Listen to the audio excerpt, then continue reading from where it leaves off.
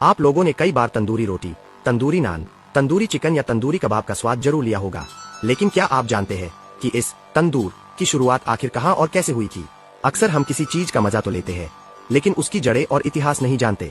चलिए आज जानते हैं कि तंदूर की असली कहानी क्या है। तंदूर एक मिट्टी से बना भट्ठी जैसा ओवन होता है, जिसमें लकड़ी या कोयले से आग जलाकर रोटियां, नान, कबाब और दूसरे व्यंजन पकाए जाते हैं। इसका इतिहास बहुत पुराना है। माना जाता है कि तंदूर का इस्तेमाल सबसे पहले हड़प्पा सभ्यता यानी इंडस वैली सिविलाइजेशन में किया गया था, करीब 4000 साल पहले। उस समय के लोग जमीन में गड्ढा बनाकर उसमें मिट्टी का तंदूर बनाते थे और उसमें रोटियां पकाते थे। बाद में ये तरीका मध्य एशिया और उज्बेकिस्तान जैसे इलाकों में भी अपनाया गया, जहां आज भी लोग जमीन के अंदर बने तंदूर में रोटियां और मांस पकाते हैं। रोटियों को तंदूर की अंदरूनी दीवारों से चिपकाया जाता है और तेज गर्मी से वो जल्दी पक जाती है।